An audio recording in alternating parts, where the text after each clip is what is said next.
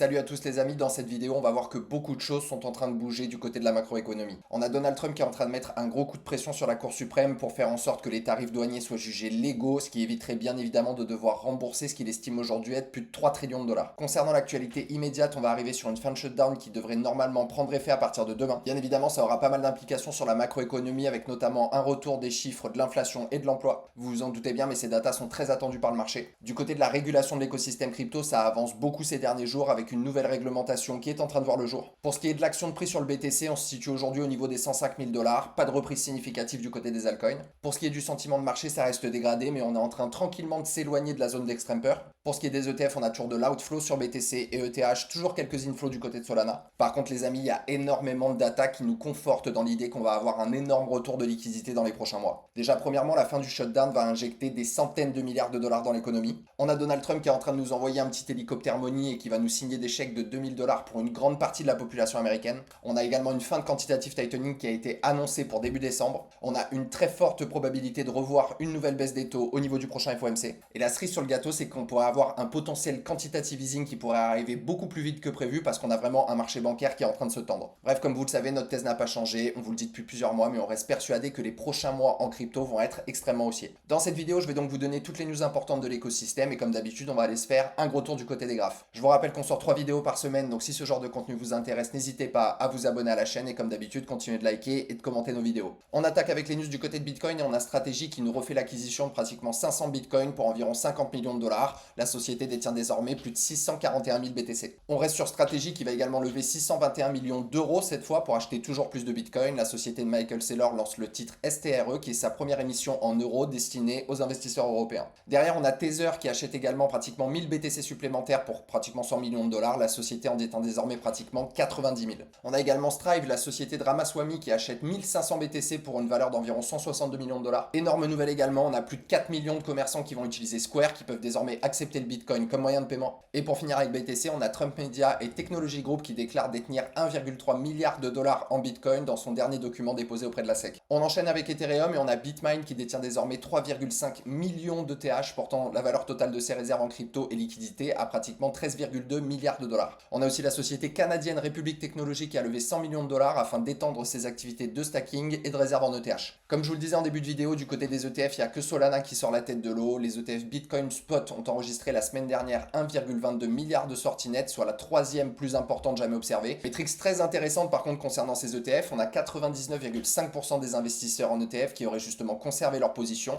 malgré la chute récente de 20% de BTC. De toute façon pour ces gens-là, c'est juste une histoire de diversification et c'est des gens qui vont holder leur BTC. Ce qui est quand même la nouvelle de la semaine, on a les sénateurs américains qui sont enfin parvenus à un accord pour mettre fin au shutdown. Du côté des politiques monétaires, on a le gouverneur de la Fed, Miran, qui appelle à une baisse de taux d'intérêt de 50 points d'un coup en décembre. D'ailleurs, si on jette un petit coup d'œil sur la probabilité de baisse de taux, on est aux alentours de 64% de proba de baisser les taux de 25 points de base. Grosse nouvelle du côté de la régulation, on a la commission sénatoriale qui a enfin publié le projet de loi tant attendu sur la structure du marché des cryptos. Et ce projet de loi, il vise à réformer en profondeur la réglementation du Bitcoin et des cryptos et il devrait être adopté normalement d'ici la fin de l'année. On en arrive sur la nouvelle de l'hélicoptère monnaie de Donald Trump qui nous annonce du coup le versement d'un chèque de dividende tarifaire d'au moins 2000 dollars par personne. Les chèques de relance sont donc officiellement de retour et ça forcément ça va restimuler bien évidemment l'entrée de liquidité par le retail. Comme je vous le disais aussi en début de vidéo, grosse pression de Trump au niveau de la Cour suprême qui affirme que justement elle a reçu des chiffres faux et qu'une décision contre les tarifs pourrait déclencher plus de 3000 milliards de dollars de remboursement, ce qui serait catastrophique pour les États-Unis. Métrique intéressante également qui nous montre que le secteur bancaire est vraiment en train de se tendre. On a la demande de repo qui explose à 30 milliards de dollars au plus haut depuis 5 ans,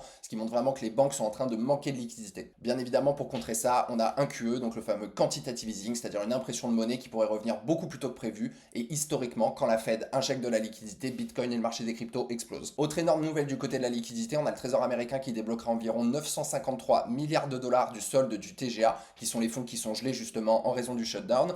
Lorsque le gouvernement justement recommencera à dépenser, l'économie va se redynamiser grâce à une forte hausse de la demande et de la dette. L'argent circulera du coup à travers les fonds, les obligations, les ETF, la DeFi et finira bien évidemment par se traduire par des liquidités dans les cryptos. Du coup, quand on met tout ça ensemble, moi j'ai vraiment du mal à comprendre comment on peut être bearish, mais pour le coup, on a le gouvernement américain qui va réouvrir. On a une baisse de taux qui est confirmée pour décembre. On a un QT qui prend fin en décembre. Un QE qui va réarriver très certainement dans les prochaines semaines. On a un marché de la crypto qui est en train de se réguler. On a derrière plus de 155 demandes d'ETF sur des alts qui sont en attente d'approbation. Donc pour le coup, moi je trouve que c'est plutôt hyper bullish cette histoire. Et comme comme je vous le disais, du côté du sentiment de marché, bien évidemment, on est toujours dans la zone de peur, mais on est en train tranquillement de remonter. On est aujourd'hui à 31 sur le Fear and Greed. Maintenant, on va passer à la partie analyse graphique, mais je vous fais juste un petit rappel avant. Sous chacune de nos vidéos, vous avez un lien si vous souhaitez rejoindre le Merov Club. Une fois à l'intérieur du club, vous aurez accès à tous nos portefeuilles crypto en fonction de votre profil de risque. Dans ces portefeuilles, on vous fournit le nom des cryptos sur lesquels on s'expose, nos pourcentages d'allocation par crypto, des points d'entrée et des points de sortie. D'ailleurs, une jolie performance cette semaine avec Aerodrome, pratiquement 40% en quelques jours. Ça a été ajouté justement au portefeuille du club à 0,8 et pour le coup, on est proche aujourd'hui de 1,40$. Prochain TP à 1,40$, deuxième TP à 2$. Derrière, vous avez accès à tous nos signaux de trading en alpha pour savoir être opportuniste au bon moment sur les bonnes cryptos et aller extraire un facteur croissance supplémentaire en plus de ce que vous faites déjà avec la partie portefeuille. Derrière, vous avez la possibilité de faire travailler vos capitaux en automatique grâce à nos robots de trading sur Bitcoin, Ethereum et Solana. Et enfin, vous avez accès à Q42 qui vous permet de rentrer en anticipé sur les nouveaux projets crypto qui sont encore dans les phases de levée de fonds, c'est-à-dire non disponibles au grand public. On attaque l'analyse avec Bitcoin qui est toujours vraiment dans sa structure en mégaphone, qui je vous le rappelle est plutôt une structure de continuation de tendance, bien évidemment dans le cadre du Bitcoin plutôt haussière. Ces 2 derniers jours, on est venu marquer un espèce de double bottom au niveau de la zone de support des 100 000 $. On a eu un joli rebond qui nous a amené sur la zone de résistance des 106 000. Il semble qu'on soit en train de se faire de nouveau rejeter à la baisse, donc j'exclus pas une dernière jambe baissière qui pourrait nous permettre d'ailleurs de venir chasser toute la zone de liquidité qui se trouve sous les 97 000 $, sous laquelle il y a énormément de choses à venir récupérer. Donc j'exclus pas une dernière jambe baissière qui pourrait nous amener justement sous cette zone de liquidité. Avant, on l'espère bien évidemment, une reprise haussière. Après, bien évidemment, il n'y a pas d'obligation qu'on vienne refaire une dernière jambe baissière. Si on arrive justement à maintenir un plus bas, plus haut que le précédent, on pourra éventuellement reprendre la direction du nord tranquillement. Mais ça, bien évidemment, ça va dépendre de ce qui se passe du côté notamment de la macro. Donc 2 cas de figure potentiels, c'est soit on arrive vraiment à maintenir la zone de support des 103 000 et on aura potentiellement une reprise en direction du nord. Si jamais on la recasse, je pense qu'on fera une dernière jambe baissière et qu'on pourrait revenir chasser la zone de liquidité sous les 98 000. Du côté de la dominance du BTC, rien à signaler. On est toujours sur la zone de support au niveau des 60%. Je vous rappelle que bien évidemment, ce qui est important, c'est de voir une Bitcoin dominance diminuer, ce qui nous montrera qu'on a une surperformance des altcoins vis-à-vis de BTC. Après, comme vous le savez, c'est quand même pas trop le cas en ce moment. On continue avec Ethereum qui a réussi à réintégrer son canal descendant après un espèce aussi de double bottom au niveau de la zone de support des 3300 $. Au niveau du RSI, on est toujours sous la ligne des 50, on est sous trendline baissière. Ce qu'il va falloir, c'est casser cette trendline, reprendre les 50 et là, on pourra éventuellement reprendre la direction du nord. Même chose au niveau de BTC, on a plutôt un momentum qui est baissier sur le RSI. Donc bien évidemment, ça va rester à corréler avec ce que va faire Bitcoin. Si jamais Bitcoin arrive à réimprimer un plus bas, plus haut que le précédent et reprendre une dynamique haussière, on pourrait éventuellement avoir un Ethereum qui repart en direction du nord et qui irait chercher la zone de résistance des 3800. Après, si jamais on a un BTC qui nous fait de la continuation de tendance baissière, je serais pas étonné de voir Ethereum faire de même et qui pourrait retourner sur la prochaine zone de support qui globalement se trouve au niveau des 2950 $.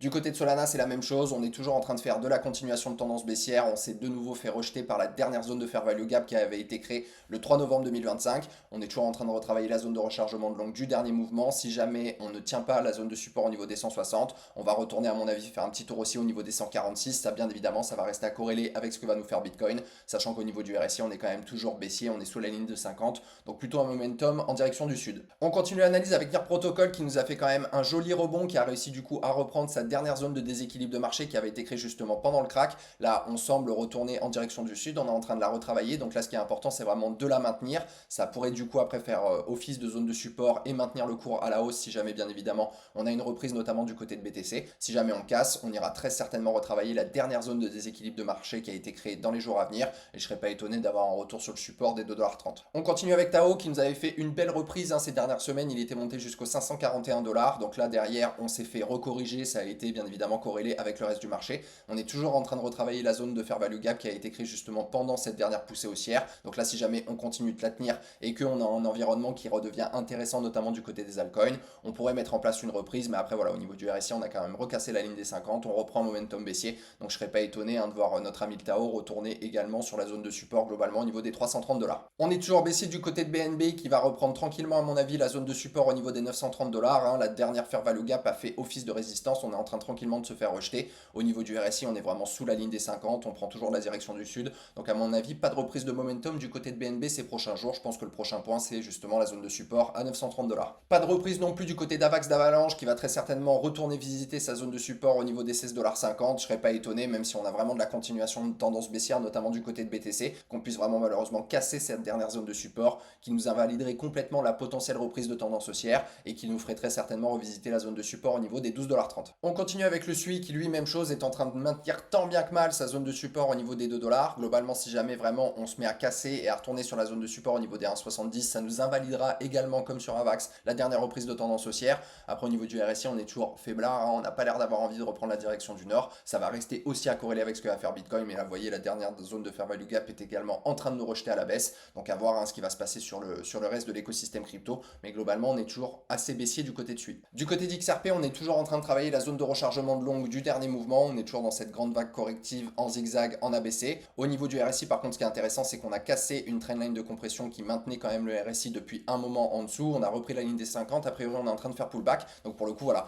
Notamment si on a une approbation d'ETF, parce que je pense qu'ils vont pas tarder à sortir. Il me semble que c'est prévu pour demain. Les ETF sur XRP, ça pourrait ramener justement un peu de pression acheteuse et faire en sorte qu'on reprenne enfin la direction du nord. Et puis, toujours la grosse zone de résistance hein, qui se trouve au niveau de la zone de fair value gap qui a été créée pendant le crack. Donc, globalement, soit on fait vraiment une tendance de reprise, une reprise de tendance haussière, pardon, si on a des ETF qui sont approuvés, si jamais aussi on a un petit peu de tendance haussière, notamment du côté de BTC. Et puis sinon, on pourra revisiter la prochaine zone de support hein, sur XRP qui se trouve globalement aux alentours des 2,15$.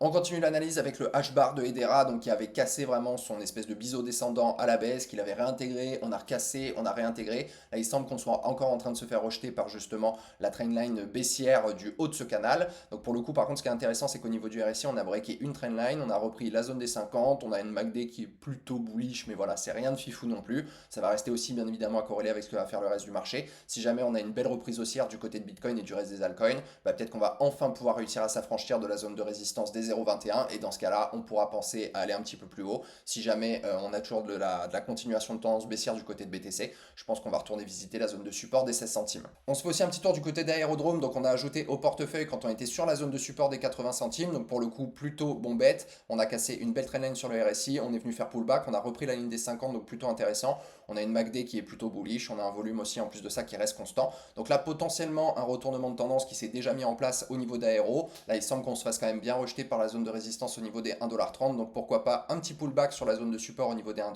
avant de faire justement de la continuation de tendance haussière on espère. Et ça bien évidemment ça va rester à corréler avec ce que va faire le reste du marché. On continue avec le pump qui avait fait un joli rebond qui était venu globalement retoucher sa zone de support au niveau des 0,003. Au niveau du RSI on était sous une belle trendline baissière, on a réussi à la reprendre la ligne des 50, il semble qu'on fasse pullback. On a une MACD qui est en train de croiser plutôt bullish, donc là c'est plutôt annonciateur, on l'espère bien évidemment, d'une reprise de tendance haussière. Par contre on se fait encore rejeter par cette trendline de rouge, là on n'arrive pas à s'en affranchir, mais je pense qu'à mon avis quand on va pouvoir justement peut-être relatéraliser sur le support et la casser, si jamais on arrive à avoir de la continuation de tendance baissière sur Bitcoin, je pense que Pump il est prêt pour nous refaire une petite poussée sympa. On se fait un petit tour du côté du Link, donc bêta d'Ethereum hein, bien évidemment, donc qui nous avait fait un espèce de triangle de compression qui casse à la baisse. Là je pense qu'on va revenir revisiter la zone de support au niveau des 15$. On est toujours très baissier au niveau du RSI sous la ligne des 50, on est sous trendline, donc là ce qu'il va falloir potentiellement si jamais on veut voir une reprise, c'est casser cette trendline, reprendre les 50. Ça va rester bien évidemment à corréler avec ce que fait le reste du marché, notamment BTC. Au niveau MACD on est toujours assez bearish, il y a une petite augmentation de volume mais il y a quand même rien de fou. Et puis il nous reste toujours cette grosse zone de fair value gap là qui fera office de résistance qui avait été créée pendant le crack du 10 décembre. Donc pour le coup il y a deux types de solutions hein. C'est soit on a BTC qui reprend une direction un peu plus haussière et là potentiellement on aimerait voir une latéralisation avant une reprise. Si jamais on a un BTC qui fait de la continuation de tendance baissière, je pense qu'on va pouvoir peut-être retourner au niveau de la prochaine zone de support si jamais ça casse qui sera aux 10$. On continue avec le Pengu, bêta de l'écosystème ETH également. Donc voilà, après une belle poussée hein, qui nous avait amené au 0,045, on fait une corrective ABC, on retourne sous la zone de rechargement de longue du dernier mouvement. On est encore en train de travailler la zone de support au niveau des 0,013. On est en train aussi a priori de se faire de nouveau rejeter par une trendline baissière au niveau du RSI. On est sous la ligne des 50, donc a priori continuation de momentum plutôt baissier. On a signalé au niveau de la MACD un volume qui est plutôt descendant, mais par contre voilà, on va quand même vraiment commencer à retourner dans des zones d'achat intéressantes à mon sens sur Pengu. Je pense que ça fait partie des cryptos que je vais commencer à recharger tranquillement. On va peut-être pouvoir revenir revisiter si jamais on casse cette zone de support, les dernières zones de fair value gap qui avaient vraiment été créées justement pendant l'envolée. Puis après derrière, si jamais on doit venir un peu plus bas, la prochaine zone de support elle est au niveau des 0,009. Enfin on termine cette vidéo avec le WIF bêta de l'écosystème Solana, bon, qui a des configurations très similaires à tout le reste des bêtas de l'écosystème Sol, notamment du côté des mêmes coins, hein, que ce soit les Popcat, les FOG, etc. Malheureusement Sol étant en sous-performance en ce moment, forcément ces bêtas sous-performent encore plus. Mais voilà, on reste persuadé que c'est une méta qui va vraiment reprendre la direction du Nord dans les mois à venir. Donc pour le coup, bien évidemment, on lâche pas nos bagues. On en profite même pour réaccumuler dans les bons prix. Là, globalement, au niveau de WIF, on est redescendu sur des zones de support hein, au niveau des 45 centimes. Après une première poussée qui nous avait fait un retournement de structure. Donc là, ce qui est important, encore une fois, c'est de vraiment pas venir recasser ce dernier point bas qui invaliderait par exemple ce retournement. Mais derrière, au niveau du RSI, on a réussi à s'affranchir d'une trendline. On voit quand même qu'on a du mal, on n'arrive pas à reprendre la ligne des 50. Donc Donc potentiellement une continuation de momentum baissier, rien à signaler au niveau de la MACD, hein. Je pense que ça va se remettre à croiser bearish incessamment sous peu. Bien évidemment, ça reste à corréler avec ce que va nous faire BTC, mais voilà, moi je serais pas étonné de voir le WIF redescendre un petit peu, pourquoi pas revisiter cette zone support au niveau des 0,4. Voilà les amis, c'est tout pour moi, j'espère que cette vidéo vous a plu. Donc le mot de la fin, vous le savez, notre thèse n'a pas changé, on reste hyper bullish pour les mois à venir. Je pense qu'au contraire, c'est le moment d'être un peu cohérent. Quand les prix sont hauts, tout le monde se plaint. Quand les prix sont bas, comme aujourd'hui, il n'y a personne qui a envie d'acheter, hein. Tout le fait de tout ce qu'on répète toujours, de bien essayer d'être contrarien, penser à l'inverse de la majorité. On a quand même des conditions macroéconomiques qui vont très certainement vraiment s'améliorer d'un point de vue de la liquidité dans les prochains mois. C'est le catalyseur qu'on attend depuis des mois maintenant. Donc je pense que c'est vraiment le moment au contraire de focus et de pas lâcher parce qu'on est dans une configuration qui pourrait quand même piéger énormément de monde. Donc voilà, bien évidemment, comme vous le savez, ceci n'est pas un conseil en investissement, hein. Gérez bien votre risque, n'investissez que ce que vous êtes prêt à perdre. Et bien évidemment, je vous souhaite que les marchés vous soient le plus favorables possible. On se retrouve dans une prochaine vidéo. Et je sais pas si je vous l'ai dit, mais vous le savez, hein, tout ce qui a été dit n'est un conseil en investissement. Prenez bien soin de vous, on se voit vite.